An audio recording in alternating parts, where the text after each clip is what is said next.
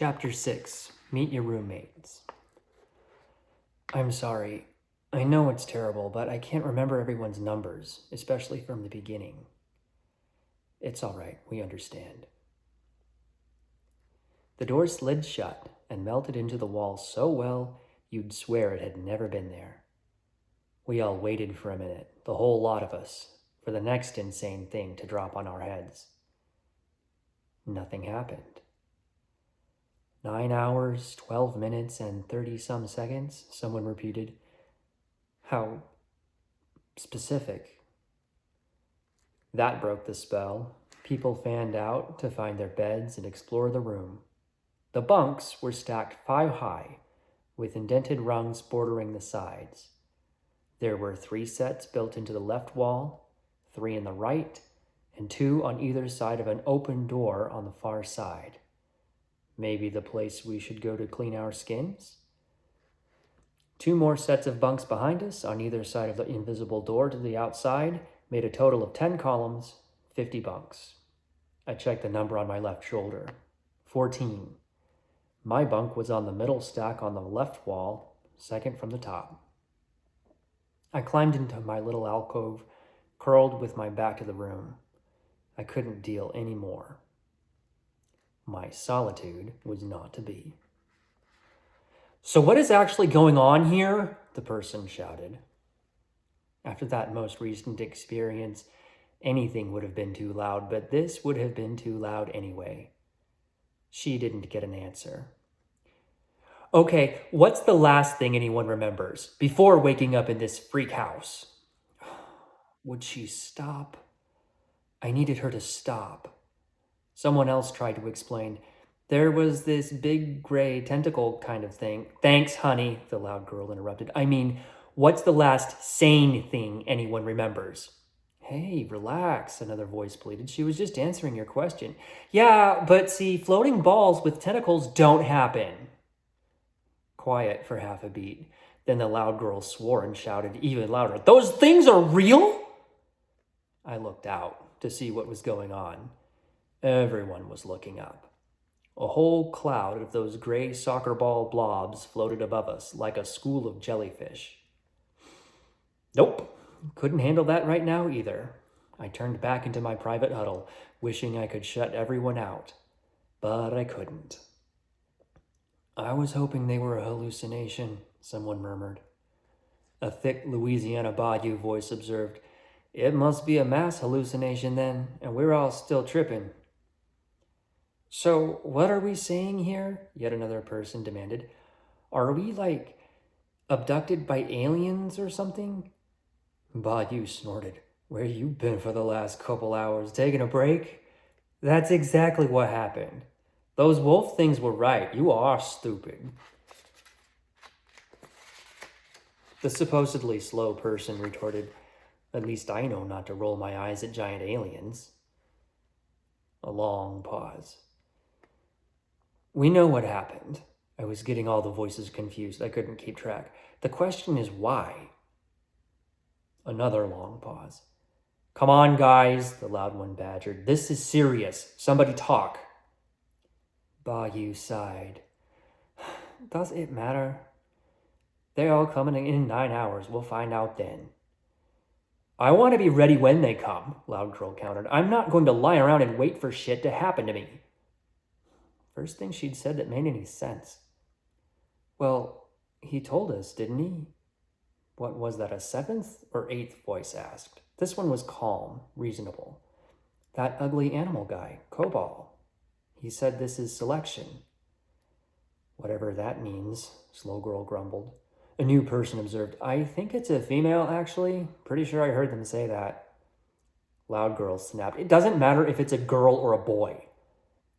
"Maybe if we know more about each other," the calm voice reasonably suggested, "we can figure out what they want. We're all women, right?" Nobody contradicted her. "And we're all young?" Bayou affirmed, "I'm 20. 17, someone else volunteered. 19, 18, 17, 20. I was 16, younger than anyone else who'd spoken. "Great. We're all high school, college, Loud Girl sounded like this was obvious and she was tolerating the questioning, rushing to get it over with. How about the place? We're all from Phoenix, right? Calm Girl corrected. Fort Lauderdale. And others listed themselves. Chicago, Memphis, Charlotte, South Carolina, Nanjing. That shut everyone down. But I was at Georgia University. Volleyball scholarship. So, all Americans? Loud Girl demanded. She just said she's not American, Slow Girl reminded. I know what she said, Loud Girl was irritated. I mean, we got picked up in America? Slow Girl countered. Yes, but not the US. I'm from Toronto. Oh, good. Now I didn't have to identify her with an insult. Hey, 28 is onto something, Calm Girl cut in before Loud Girl could argue more. How many of us were at school on athletic scholarships? Quiet. Interesting. Of those who didn't raise their hands, how many athletically compete? I thought about it half a second. Did I want to take part in this? I figured why not and waved a hand outside my bunk. I have no idea if anyone noticed. So, who here does not compete? Calm Girl asked. Someone made a miffed spitting sound. There goes that theory. Loud Girl should have known. I don't compete, a new voice pronounced it like it was a dirty, classless word. I perform. I'm a dancer, ballet. Another offered, I work out, but I don't compete. Then she clarified, I'm an entrepreneur. Loud Girl snorted. Mind speaking English? I make workout videos. I'm mostly on NetFit right now, but I'm about to go indie.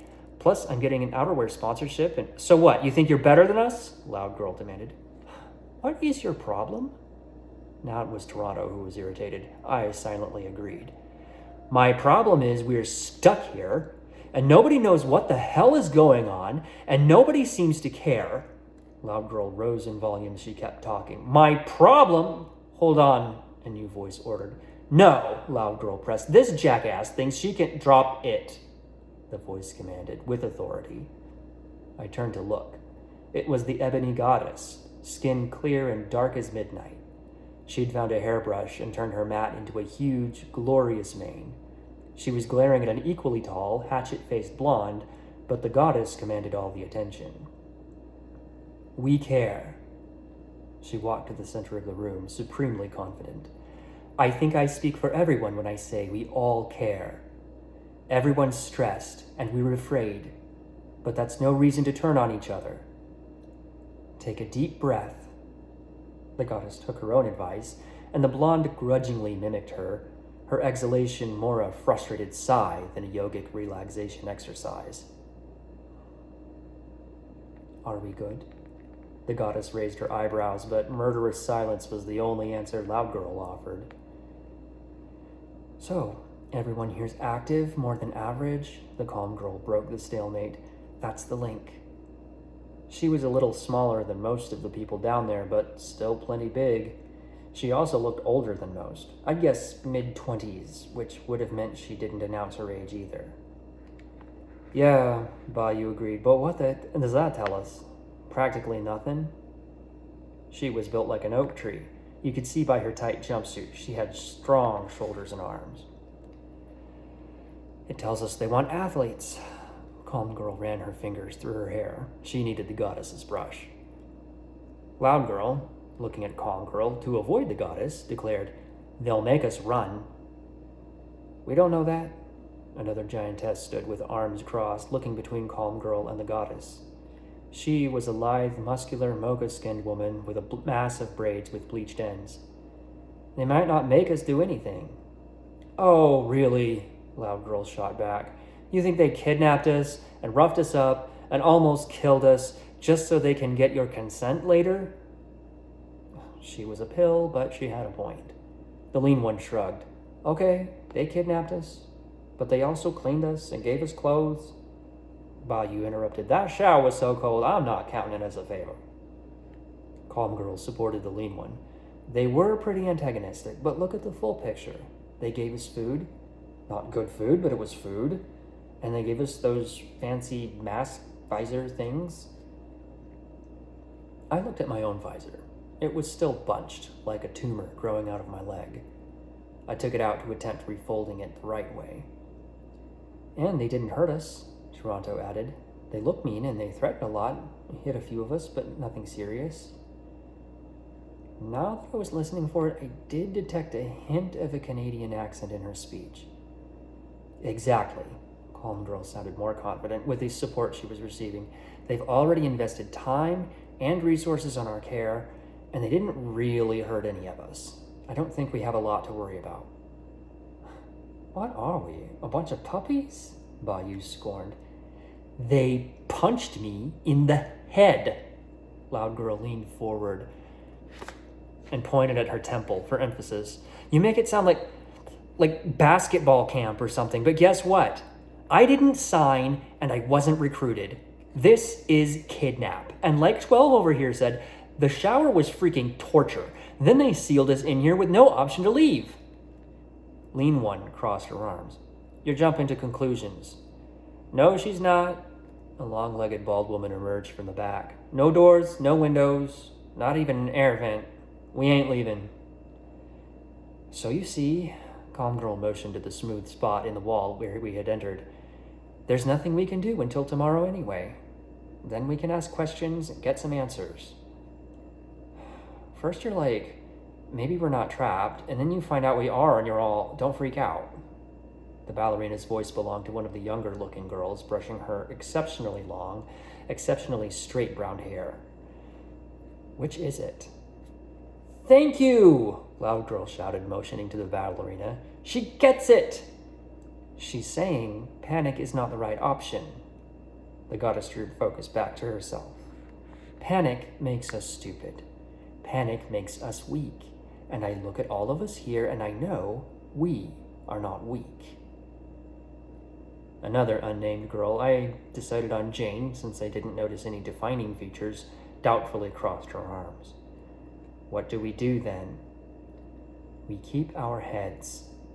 The goddess looked around the room, making eye contact with everyone, including me, and we wait.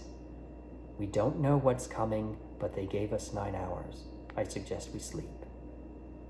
As if anyone was actually going to get rest. Loud Girl pursed her lips.